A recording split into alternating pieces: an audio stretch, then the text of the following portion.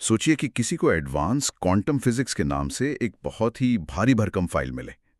वो इंसान बहुत ही उम्मीद के साथ उसके पन्ने पलटे और पहली ही लाइन में उसे दाल मखनी बनाने की रेसिपी मिल जाए।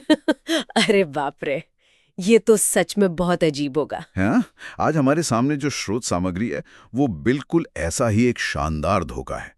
मतलब ऊपर पीले रंग के बैकग्राउंड पर बड़े बड़े काले अक्षरों में चीखते हुए लिखा है कंडीशनल सेंटेंसेस, यानी शर्त वाक्य।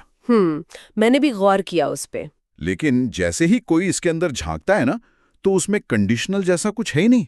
वो पूरी तरह से एक अलग ही दुनिया है। बिल्कुल, ये सच में बहुत ही अजीब विरोधाभास है। ऐसा लगता है जैसे किसी ने व्याकरण के एक जटिल हिस्से को किसी दूसरे भारी भरकम शीर्षक के पीछे जानबूझकर छिपाने की कोशिश की हो। हाँ, एकदम सही कहा आपने।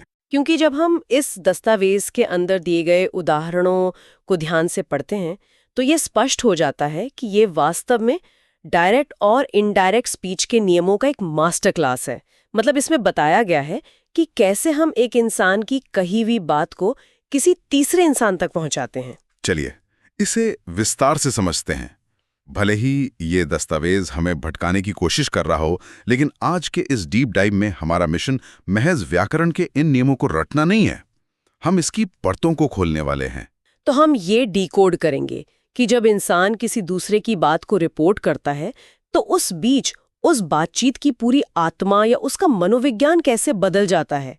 ये सिर्फ स्कूल की व्याकरण नहीं है, बल्कि ये इंसानी संचार का पूरा ब्लूप्रिंट है। बिल्कुल, और इसकी शुरुआत इंसान की बातचीत के सबसे बुनियादी हिस्से से होती है। मेरा मतलब है जानकारी देना या कोई तथ्य बताना। जब दो लोग बात करते हैं तो सबसे पहले वे एक दूसरे को कुछ बताते हैं। सही बात है। स्रोत सामग्री में दिए गए स्टेटमेंट या सीधे कथन के उदाहरणों पर गौर करते हैं। जैसे एक सीधा सा वाक्य है, मैं थका हुआ हूं। डायरेक्ट स्पीच में ये बात उसी पल उसी इंसान के सीधे नजरिए से कही गई है। जरा सोचिए यहाँ असल में हो क्या रहा है।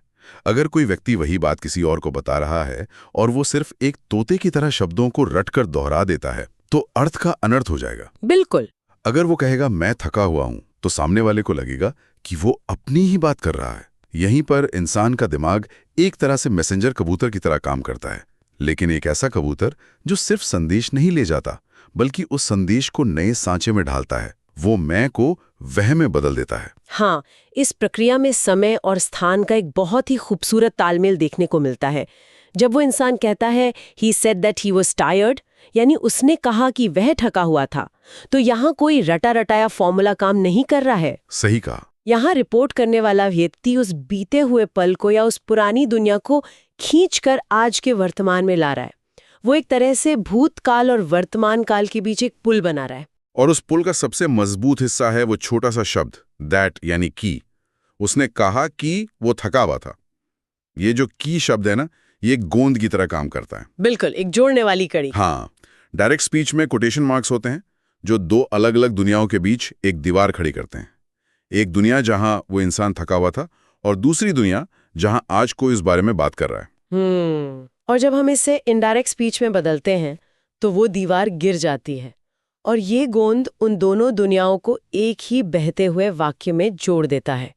ये एक बहुत ही शक्तिशाली टूल है जो भाषा ने हमें दिया है। एकदम सही। इसके बिना हम कभी भी इतिहास की बात नहीं कर पाते और ना ही हम कभी किसी की गॉसिप कर पाते। ये दैट शब्द हमें समय यात्रा करने की आजादी देता है। अच्छा, तो तथ्य बताने और जानकारी साझा करने के बाद इंसान की बातचीत का अगला स्वाभाविक चरण क्या होता है? जाहिर है, जब कोई जानकारी अधूरी होती है तो इंसान के मन में जिज्ञासा पैदा होती है। हाँ, वो सवाल पूछता है। हमारे स्रोत सामग्री का एक बहुत बड़ा हिस्सा सवालों को रिपोर्ट करने के तरीकों पर केंद्रित है। लेकिन यहाँ एक बहुत ही दिलचस्प मोड़ आता है। सारे सवाल एक जैसे काम नहीं करते हैं ना? नहीं, बिल्कुल नहीं। स्रोत सामग्री सवालों को दो बहुत ही अलग श्रेणियों में बांटती है और दोनों के पीछे का मनोविज्ञान बिल्कुल अलग है। पहले वो सवाल होते हैं जो क्या, कब, कहाँ, कैसे जैसे शब्दों से शुरू होते हैं। अंग्रेजी में इन्हें WH क्वेश्चंस कहा जाता है। अच्छा, WH क्वेश्चंस। हाँ, अगर कोई पूछता है तुम कहाँ जा रहे हो, तो इसमें कहाँ शब्द के अंदर पहले से ही एक दिशा मौजूद है। वो अपने आप में एक मजबूत शब्द है। और जब हम इस सवाल को किसी तीसरे इंसान को बताते हैं, जैसे उसने पूछा कि मैं कहाँ जा रहा था, तो वो कहाँ शब्द ही अपने आप में एक पुल का काम कर लेता है। बिल्कुल। हमें बाहर से कुछ भी लाने की जरूरत नहीं पड़ती। वो शब्द इतना मजबूत है कि वो दो वाक्यों को आसानी से जोड़ देता है। लेकिन असली दुविधा तब पैदा होती है जब सवाल का जवाब सिर्फ हाँ या ना में हो। मान लीजिए किसी ने पूछा, क्या तुम्हें चाय पसंद है? इस सवाल में कोई कहाँ या क्यों जैसा सीधा जोड़ने वाला शब्द नहीं है। इसमें केवल एक स्थिति है, एक चॉइस है। अगर हम इसे सीधे जोड़ने की कोशिश करेंगे तो वाक्य बीच से टूट जाएगा। बिल्कुल। और यहीं पर भाषा हमें एक कृत्रिम पुल यानी एक मैनुअल ब्रिज बनाने का औजार देती है। इफ या वेदर। उसने पूछा कि क्या मुझे चाय पसंद थी? क्योंकि मूल सवाल के पास अपना कुछ जोड़ने वाला हुक नहीं था, इसलिए हमने इफ लगाकर उस दुविधा को सटीकता से बांध दिया। हाँ, बिल्कुल सही। ये ऐसा है जैसे कोई पुल बनाते समय जब दो सिरों के बीच दूरी रह जाए तो आप एक एक्स्ट्रा लोहे का टुकड़ा लगाकर उसे जोड़ दें। यहाँ सबसे दिलचस्प बात यह है कि इस पूरी प्रक्रिया में जो सबसे बड़ा मनोवैज्ञानिक बदलाव होता है वो वाक्य के ढांचे में छिपा है। जब कोई सीधा सवाल पूछता है, डू यू लाइक टी, तो क्रिया कर्ता से पहले आती है। एक दबाव होता है। हाँ, इस ढांचे में एक दबाव होता है, जवाब की एक मांग होती है। वो एक तीर की तरह होता है जो सीधे सामने वाले की तरफ छोड़ा जाता है। लेकिन जैसे ही उस सवाल को रिपोर्ट किया जाता है वो ढांचा पलट जाता है। मतलब कर्ता पहले आ जाता है। If I liked T.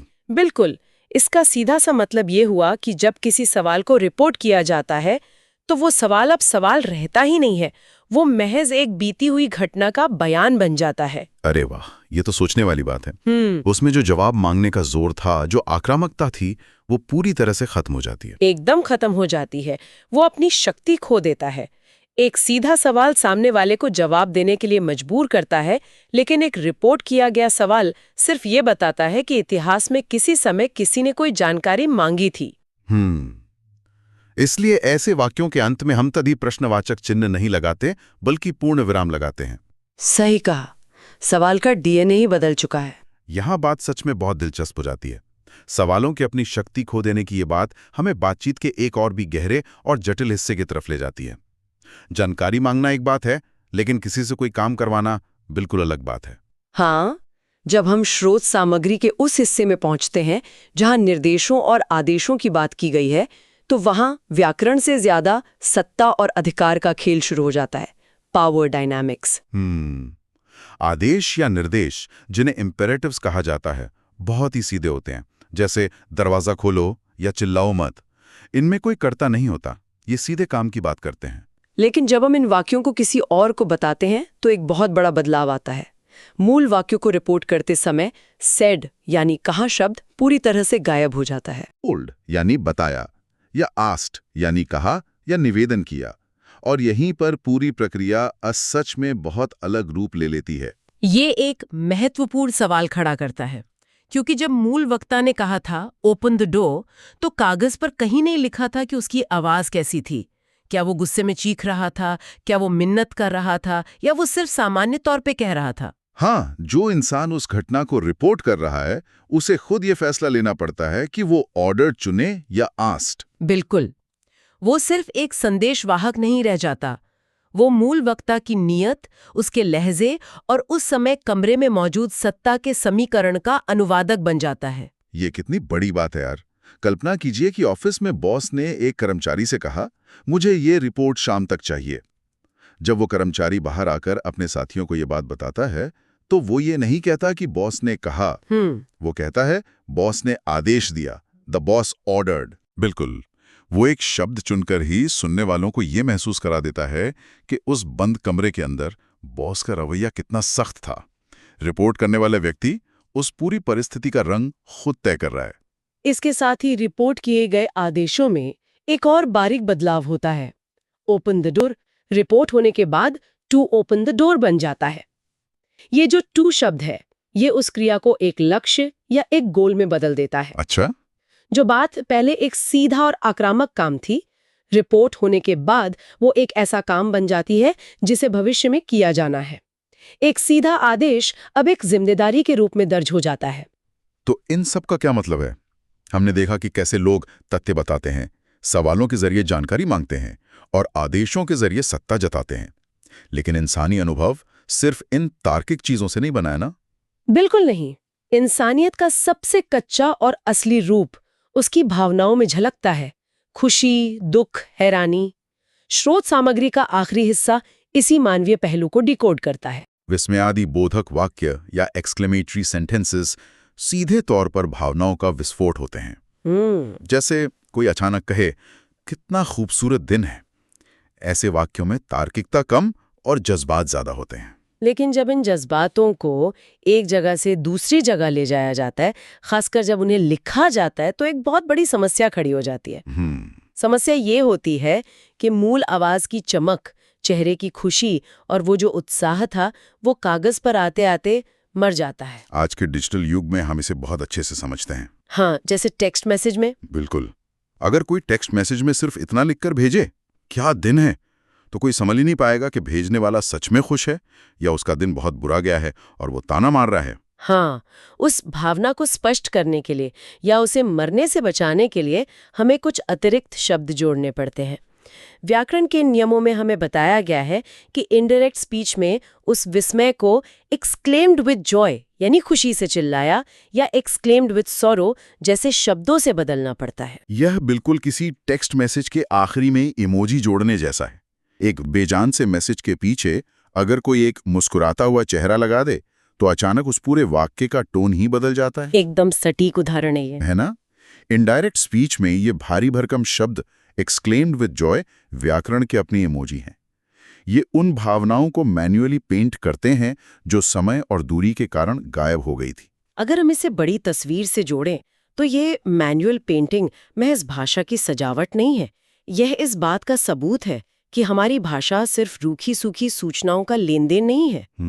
यह एहसासों को एक टाइम कैप्सूल में बंद करके भविष्य तक सुरक्षित पहुंचाने की एक जद्दोजहद है। जब हम कहते हैं he exclaimed with Joy that it was a beautiful day, तो वो दैट वाला गोंद फिर से वापस आता है जो उस खुशी की भावना को उस बीते हुए दिन की सच्चाई के साथ मजबूती से चिपका देता है।